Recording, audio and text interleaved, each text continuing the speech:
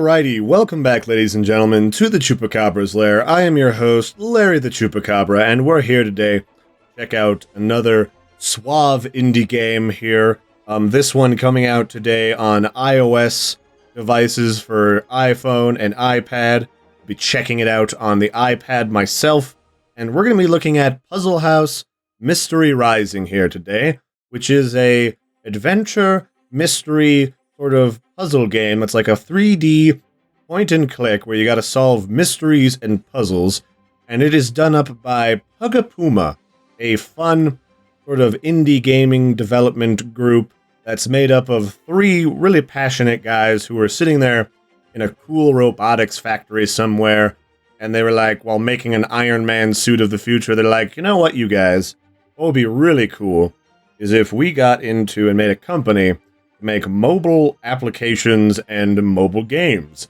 And so here we are. And as you can probably guess by the looks of things, we're like in Montana or something.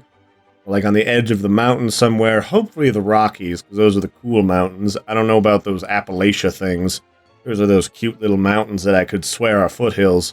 But let's just jump in here today and have ourselves a look-see. Alrighty, here we are. It's a lovely day for like a weekend. Do some bird watching, and what the heck is that black thing over there careening towards us?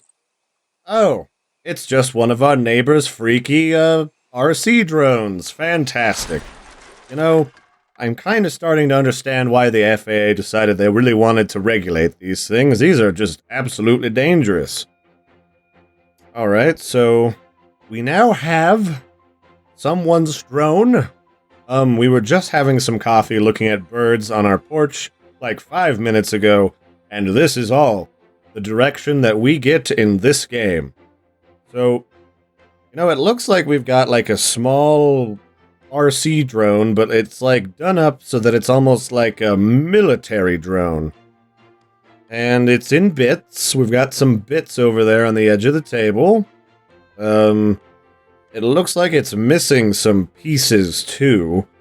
We got some exposed switches. We got an exposed circuit board here. We'll just double tap to jump in here. It looks like we're missing some important kajiggery bits, because we've got these little colored dots on top of these gears, and one of the colored dots is missing. So either that's not important, or, well, I don't know whose drone this is, but it looks expensive, so I guess we better fix it and try to figure that out. So I guess the first course of action is to put back this gigantic honkin' missing propeller.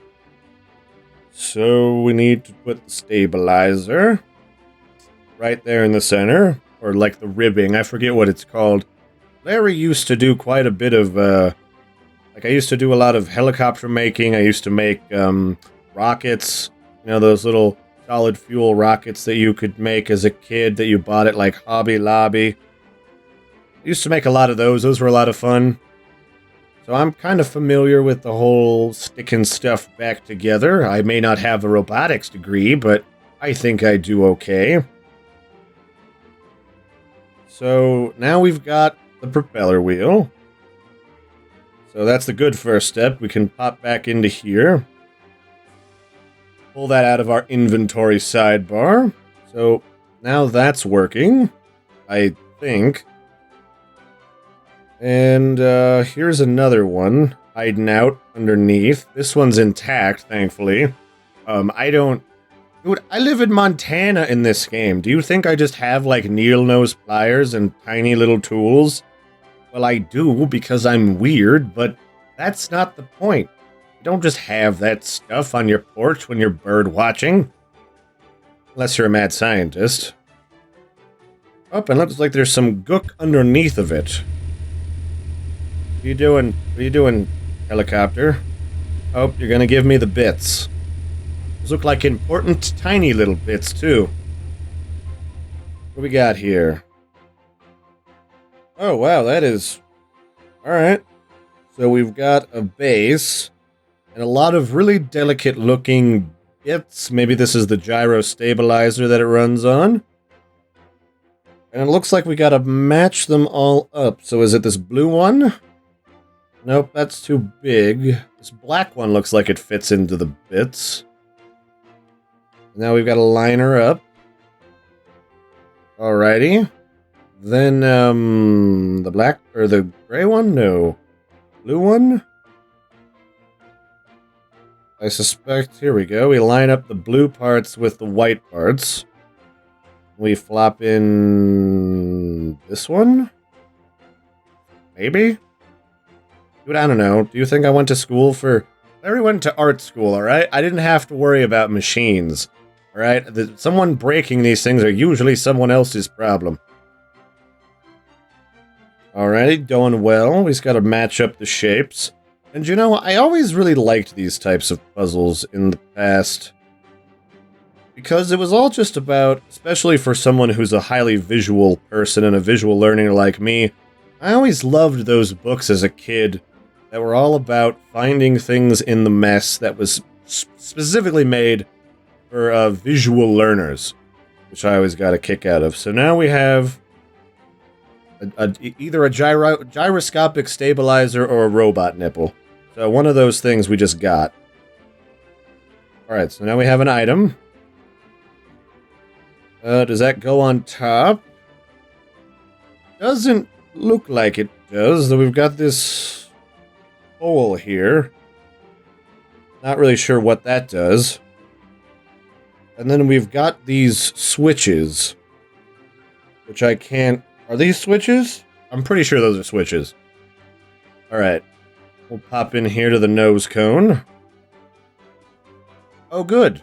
Weird, nipply thing is the perfect size to fit our little dimpled mechanisms. Maybe they're computer brains, and now we've got to calibrate it. So here's some green lights, and that makes these, the blue, like, gem-looking thing and the purple gem, they compress, like it's activated.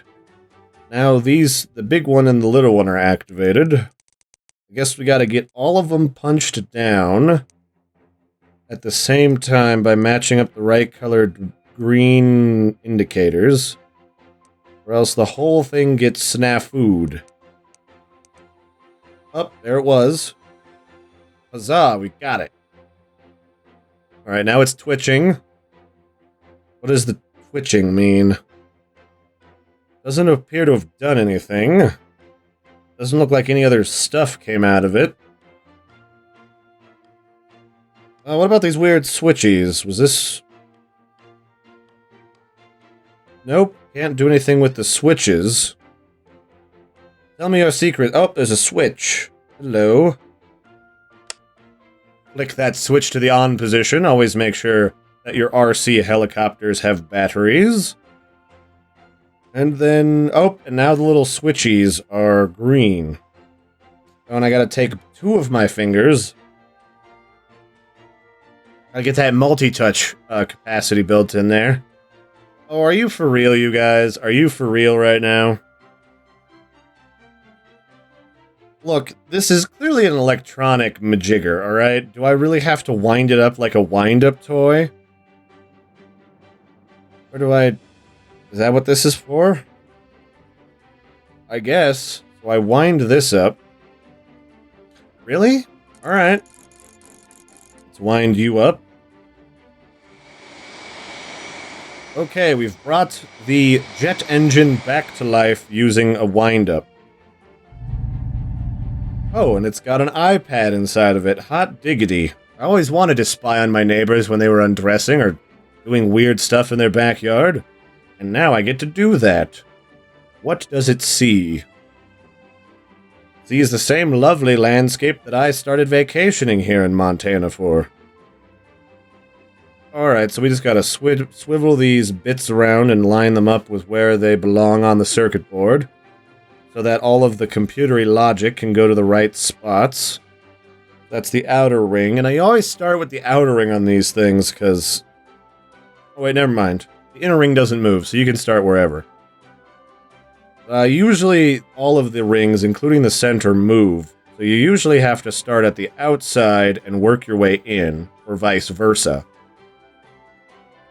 This is a pretty decent introduction. What is it doing? There's a Tetris Bible inside of it. Yeah, that totally looks like a Bible. How does this work? Got like a block shifting puzzle type here. And there are runes inside of it. So we just activated that rune. Now those two controls are open.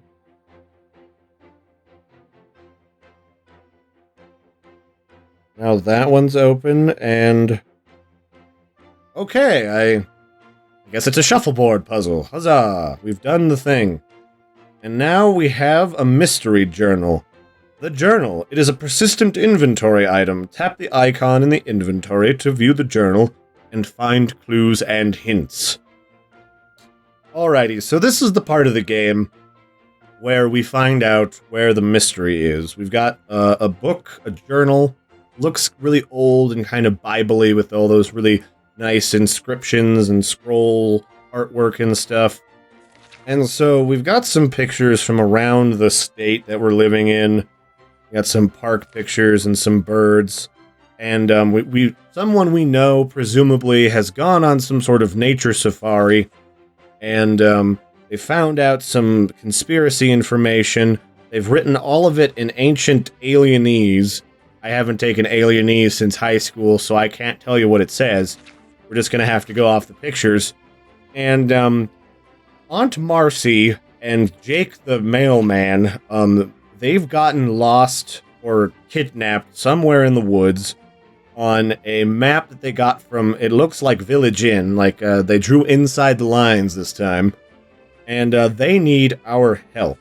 And this book serves as our guide, and it serves as our hints or our helper. To kind of tell us what the secrets of everything are. And then the Wind-a-majig RC drone, made by Fisher-Price, I'm guessing, is going to take us on an adventure into the woods to try and figure out what the heck is going on. Alright, so we've arrived here in the woods. Our little companion, the drone, is here, and he or she or it will be helping us out in solving puzzles. And that's actually what this little viewport is for. Some things you need to be able to see what you're working on, and there's another piece of whatever puzzle or contraption or object you're messing with. Something happens while you're fiddling with it, and it's rather handy to have an extra pair of eye holes or robot eyeballs helping you out when you do that. And not a lot of direction in this game, but it does remind me of like remastered versions of some older games. Like, I don't know if you guys ever played that game Real Mist, but that was a game that I checked out like a long time ago. It was redone. And it's got a lot of these very like open world puzzles where you wander around and try to piece together all the clues on this island. And I'm getting a definite vibe of that in this game. So we're here outside of this bizarre mystery gate. There's a lake. I believe that's actually the lake from the journal. Let's open the journal. So I believe it's this lake that we're at right now. And there's a seagull. I don't know why there's a picture of a seagull. Maybe that's the Illuminati coming after us. Although usually the Illuminati have got better technology than wind-up RC helicopters to come give us secrets. So it's probably actually Sasquatch running off of a budget. Sasquatch has probably kidnapped our aunt and the mailman. And I don't know what this Confederacy business is, but that is all the direction that we've got. And then we're just kind of in this clearing, in this pristine wilderness with a drone that constantly watches us do stuff. It's interesting. So, got some puzzle stuff here. We've got some spin dial puzzles here with a knob in it we don't have access to yet. We've got another... I don't know how this works. Oh, here we go. We've got like a little Oculus that we open, but it looks like we need another handle from something. You gotta kind of look around and kind of poke at stuff. You don't have whatever knob is required for here. There's like a tube thing going on here. All sorts of stuff that kind of tease you along. A lot like a point-and-click adventure where you gotta try and hunt in a room, try and, like, logic out where all the little components are and where all the clues are. So really, the only thing really interactable here of note is we've got this dial pad. We can click on that circular stone button there, but you notice there's no numbers here. There's not a lot going on, but there is one button that goes green when you fiddle with it. And this is actually something I haven't seen in forever. It's a pull puzzle where you gotta drag your finger over the screen in order to put in the dial code. Now, you can kind of just guess at this like I did the first time. You just kind of drag your finger around and it just kind of goes green, and you just kind of, through trial and error, you can figure out what the combination is. Or if you get stuck, this book is really nice because it kind of, as you go through, there's this little padlock here in the lower right-hand side of the book, but as you go through more and more of the puzzle, it kind of unlocks clues and hints if you get stuck. So here's actually the path. You start in the upper corner, you drag your finger around, and you end there on the X. And now there's a lovely illustrated picture of a pier. That's kind of neat. Alright, so we've gotten a handle. It's just a regular handle. I think someone ripped it off of like an old door. And now we gotta kind of figure out what that's for. So we can't get into these panels yet. Those aren't active. This panel's funny. So if we go over here, there's just this little indentation of a panel, but we can swivel our camera all the way over here, and there's this little pill-shaped magnetic locking mechanism. And what do we have here? It looks like a setting for a jewel, so we're kind of getting Monty Python, well, not Monty Python, what am I thinking? Indiana Jones style here. Got a jewel that we need to activate, some technology that either opens this fence or activates the security system to laser us. I mean, we've already been followed around by a drone. But if I remember correctly, I think this knob is for use down over here in this spin wheel. And then we can spin it. The Oculus kind of pops out a little bit to tell you it's been activated, and inside of it is a gem. So huzzah! And you know, so far up until this point, when I was playing before, didn't get supremely far. The puzzle takes a little bit of time for you to kind of sit there in the evening, relaxing to the nice background music. But eventually you kind of just fiddle with stuff, you mess with things, and it kind of comes to you. So this stone must not be the right size. I don't remember which one this was, but the other day when I was playing, I think there was a couple of them. Oh, you know what? I bet that's what this little tube was. Yes, bring us down to the tube. Spin that tube right around. Up. Here we are.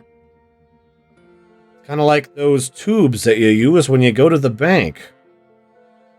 What do you mean that's not the right one? How many gem slots do we have? Good grief.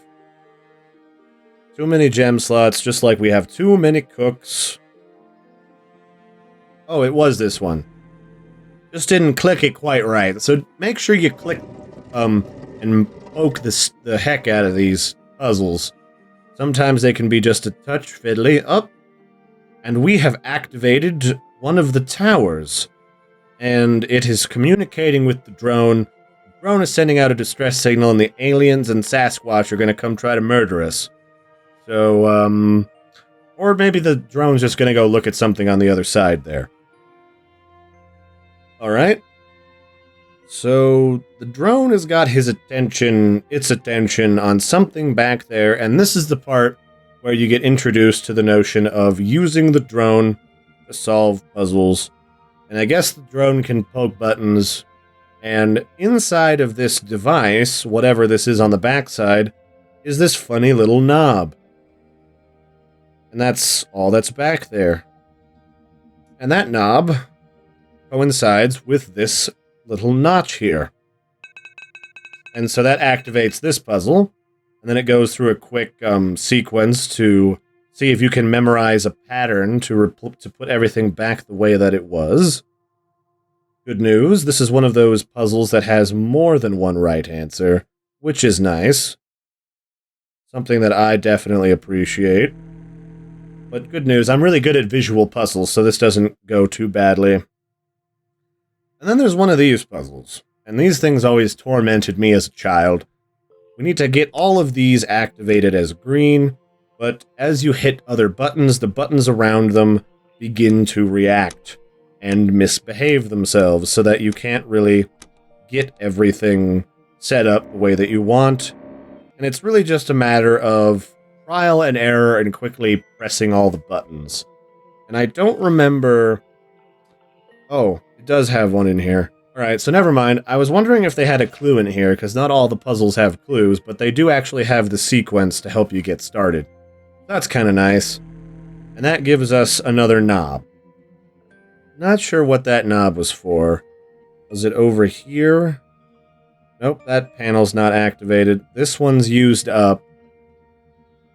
So I'm guessing we have to find another gem, if I remember, down here for this device here, this socket, in order to activate the second pillar and progress further into the puzzles.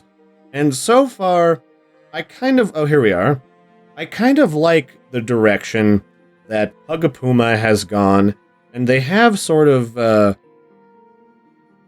gone over the same information on their website for their inspiration for the development of Puzzle House Mystery Rising, which was, they see a lot of mystery games out there, and a lot of them are involved with horror, the occult, some creepy group of serial killers is murdering people and you gotta stop them.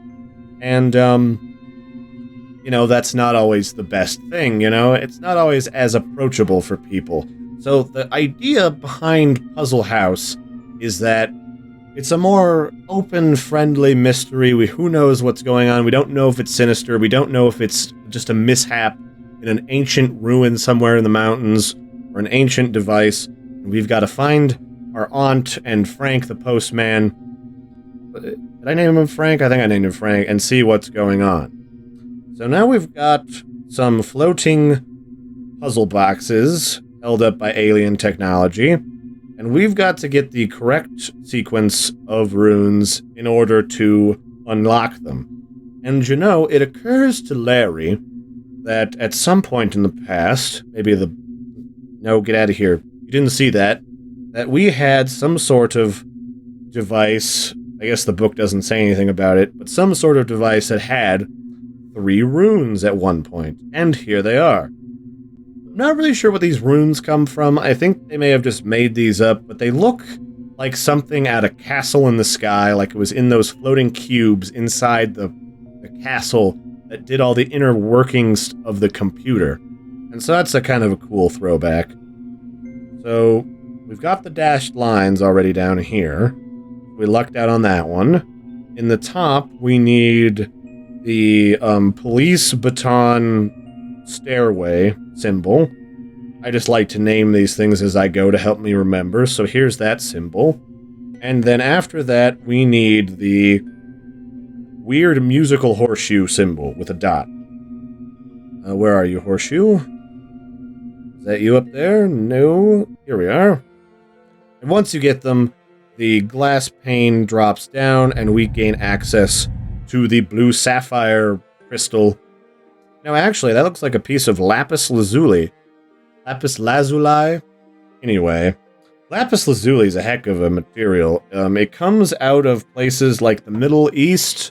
There's a big mine in Afghanistan, I think it was, and there's one in Russia, and one in South America, and it's incredibly rare material, especially because the areas that you find it in, kind of unstable politically. So we pop that in there, throw that up there, swoop, bloop, and that should activate the second pillar, which I guess it just irradiates the gemstones and they send a transmission of power and magic, not sure what yet, into this stone slab here, I think.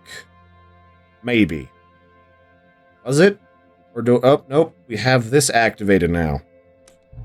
Pop that button down. Got some, shapes here. One of them that's green happens to fit very snugly into this slot. And now there is a blinking green component here. If we go back here to the slab, now a familiar shaped component has slipped out of the slab we were standing on. So everything in this game is pretty important and has a function. And we don't have a physical form either. The robot doesn't see us. We're invisible for all intensive purposes.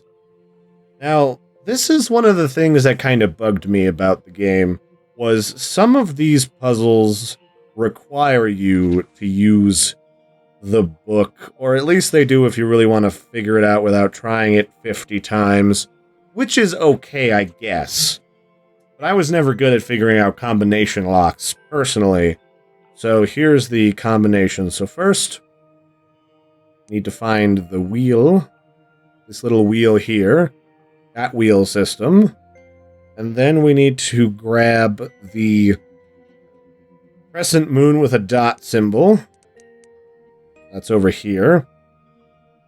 And we need to make a full swing back around to get at the crescent moon being poked. And then the last symbol is... I can't quite make that out. I think that's the L with the dot in the middle. Yeah, right over there. So we need to move it all the way back around this way. Flop it down on that symbol. And just like the combination lock you used in high school on your locker, or you will use in high school on your locker, depending on how old you are, it just flops right open after that last click. Ugh. Now we get into the meat of the puzzles. Oh man, and we aren't even but a bit through into the game. So, isn't it just like Sasquatch to carve out an onyx pillar using gold and sandstone and onyx, and keep the lock on his gate from being opened by just any willy-nilly passers-by? I would have just settled for a garage door opener, but you know Sasquatch and the Illuminati, you gotta do the pillars. It's all about pillars. So, we've got this pillar, it's covered in symbols, and there appears to be something going on in the center piece. And if you zoom in here, each one of these little bits inside of the pillar is its own individual sort of mechanism that you can manipulate. Like, there's a dial pad here that's not activated with some runes on it. We've got some sort of mysterious red symbol of a person, like a stick person jumping up and down.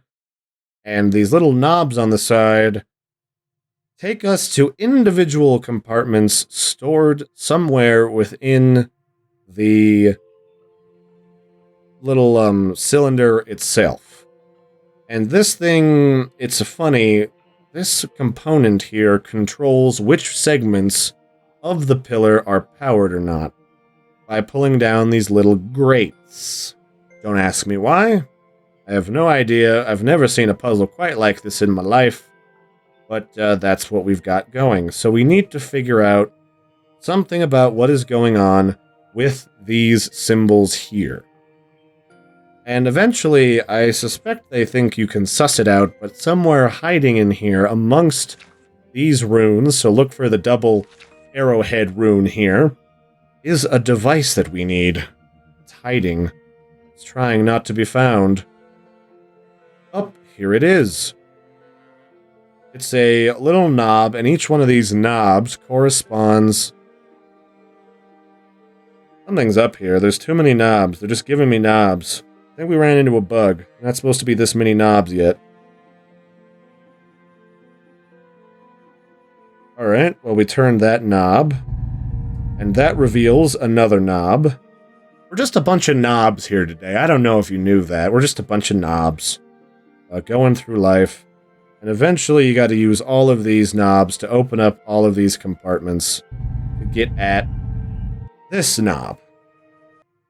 So anyway, we don't need that knob anymore. Now we need to go over here where this weird little checkerboard symbol is, and we need to pop this key into its slot. Which then, in very ancient, like sort of Michelangelo technology, should, once we spin it around a little bit, open up this central console and reveal to us its secrets. Just as the grass revealed to Bear Grylls the secret of staying alive in the woods. And then we have another path puzzle. You can go into the book and find the solution to this one, but that's just boring. I just found this by just dragging my finger around. And you just kind of guess and check each time in order to figure it out. Although, every single time I do that one, it actually, like, errors out at the end as I'm figuring out the things. So now we have our first rune stamp, and we have a mystery shape. So we've got those things. And we're gonna pretend like we don't see that knob still there, because it's not supposed to be there. So, to use this stamp, we pop it here in this component here. To activate that button, if it wants to let me activate it. Activate the button. Alright, I guess we can't do that yet, but to activate that dial pad, we have to insert each one of these little stampies individually. And they correspond to this box, which is missing some bits. Although I'm not sure why it's not letting us maneuver anything. Oh, I don't think I powered it. That's the problem. Oh, yeah, I remember now. Alrighty, we got a little hiccup and a glitch in the Matrix here. But, aside from that, in this pre-release version, that is gone from the final release that will be coming out today on the App Store. Puzzle House is a pretty fun, pretty relaxing, and a pretty open-ended puzzle game. It's all about pointing and clicking and hunting your way through all the little bits to solve just a random mystery that has sort of wound up on your front porch and literally crash-landed on your work table. You know, you were having a nice round of tea, and now suddenly you gotta save the world from the Illuminati and Sasquatch. And I think it's pretty good. I don't really have a lot of qualms with how it runs. All of the gesture controls are pretty solid and pretty clean. A few of them require a little bit of pecking because some of the touching is a little off-kilter. But aside from that, it's pretty good stuff.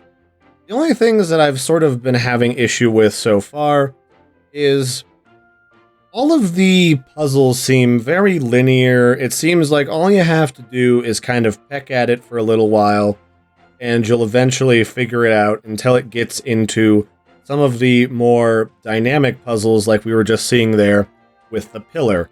At which point, I got stuck often as not, simply because the clue book tended to be missing the one type of clue that I needed to figure out the last little piece of one puzzle, specifically, and then it seemed to make other puzzles which weren't too complicated extra easy.